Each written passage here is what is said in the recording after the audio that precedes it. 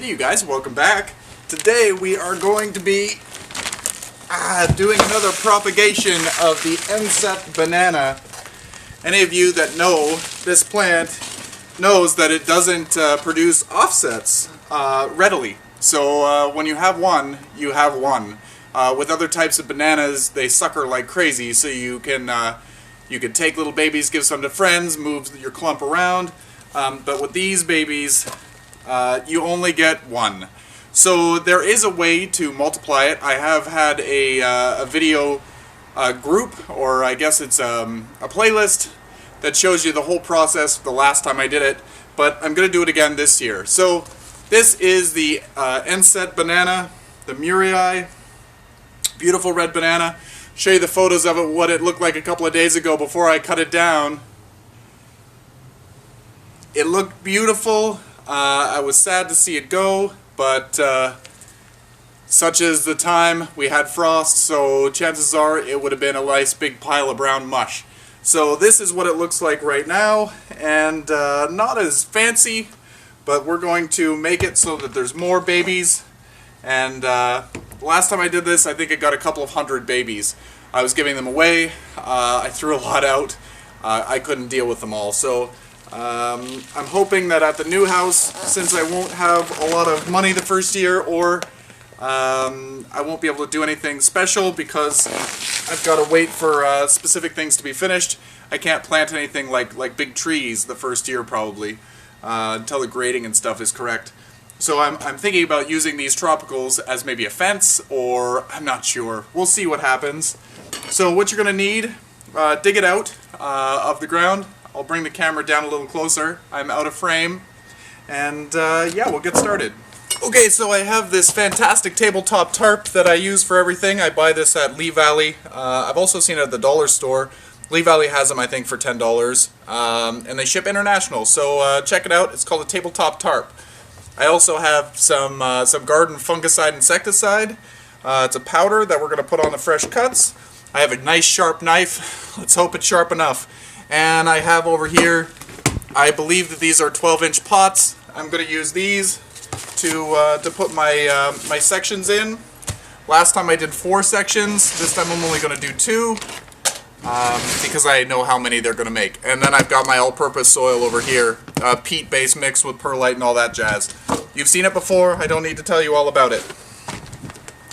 So we're just going to chop it off. Just cut right through. We don't need a huge amount. We want to save this part here, the corm.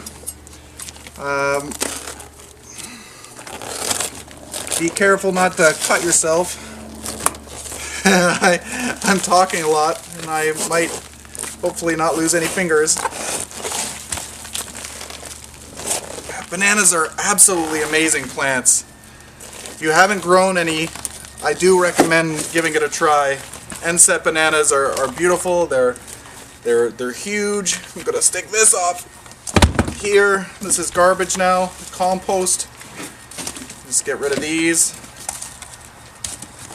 Alright. And I can actually cut off most of this root ball as well. It's not necessary. There we go. That's probably better like this. It'll create new roots. These will just get in the way.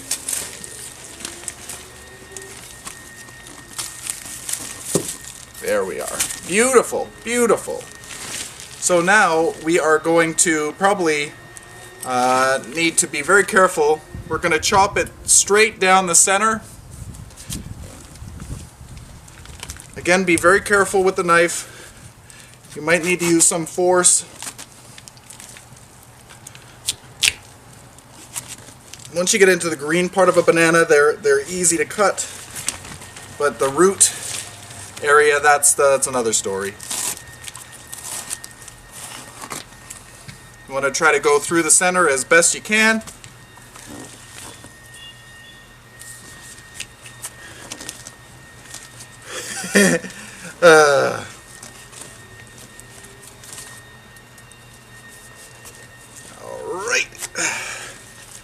try to flip it over.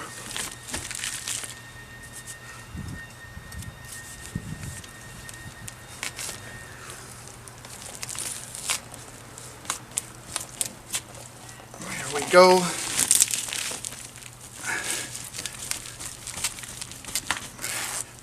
Again, being very careful. There we go. I think we're through. There we are. So this section here is where the new growth is going to start. Look at all the inside. The trunk of a banana is not actually a trunk. It's actually the leaves. The leaves just keep going up and up and up. So if you start peeling it all back, you'll notice there is no trunk. It's not like a regular tree. Very, very cool. So I'm going to cut this in another quarter.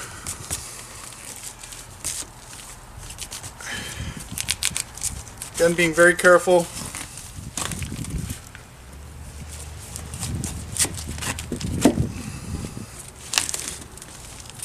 Alright. And then we'll cut this as well. I dug this out of the ground a couple of days ago. I placed it in that bucket, that purple bucket, just to hold it for a little while. It's doing just fine. Okay, so we got our quarters. Now, I don't know whether you're able to see, this is the corm, and then this here is the leaves. So we can chop off even more of this. That's just wasted. That's gonna just rot away. So I'm just gonna cut those off. And see, these are just the pieces of leaves. The leaf stems. Don't need those. They're just going to get in the way. And as you can see, we've got this nice section. Can you see the difference? This is where the leaves are. It's segmented, and this is just a solid mass of white. So that is one. And I think I'll use this one as the other one. The other two I'm just going to toss into the compost pile. For shame, Bill, for shame. You gotta do it sometimes. I know how many this will create. I can't house them all. Alright, so now we're just going to get our pots. Actually, before I do the pot situation, we're going to use this insecticide, fungicide. Because we got a fresh cut here, you want to make sure that it's protected from fungal problems and whatnot. I'm sure you could probably sprinkle some cinnamon on there or whatever to stop any fungal issues. I have this at home, so I'm going to use it. I'm just going to give it a nice healthy coat of this. Make sure to use the antifungal and pesticides outside or in a well-ventilated area, because it's not good to breathe in. Be generous with it. And there we go. It's only necessary to do on the open wounds. Okay, so now that we're evenly coated, we're just going to push this off to the side, and we're going to get our soil ready. Okay, so like I said, I've just got the basic all-purpose soil, potting soil. It's peat-based with some perlite in there for drainage. I really like this mix. Just going to put some in the bottom. I think I have 2 or 3 inches down there on the bottom.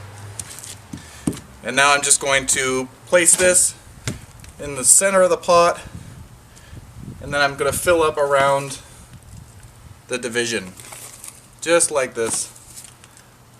Last time I think I let it sit for a few days, or maybe even just a few hours before I planted it. This time I'm doing it fresh. I'm not going to water the soil in right away. I'm going to wait a day or two, just so that the cuts callus over. If I don't let it dry prior to watering it, it could just start some rot. So I got soil on the top. That doesn't matter. When I water, I'll water that off. And so I've covered with soil up to the top of where the corm ends and the leaves start. In about 2 or 3 months, you'll start to notice this will change shape. It's going to kind of expand on itself, like it's going to separate and look kind of like it's dying. I keep it on the dry side, watering it when it is dry. So I'll water it generously and then let it dry out, kind of like you would a cactus or like a plumeria or whatever. You don't want it to keep it soggy wet. So I'm going to pot up the next one here. And just watch it. After about 3 months you'll start to see little leaves popping out, and I think by the time the winter was over, I had little plants that were probably 4 to 6 inches tall. And as you know, or maybe you don't know, bananas are really fast growers, so once they go outside, once they get separated, they take off like a rocket. So you'll have a decent sized plant in the first year, and the second year it'll be even bigger. So certainly worth a try. You can give these to your friends. They will love it. I know my friends loved it when I gave them these. They can get expensive in the store. So anyway, I hope you enjoyed this. Stay tuned for updates on this. I will update you in a few months' time when I start to see some progress on it. Until then, happy growing, everyone. Over the last 2 or 3 years, I started off with, I think, one little sprout, and I have 1, 2, 3, 4, 5, 6, 7, 8 little sprouts. And I actually got some nice blooms this year. So it's growing beautifully.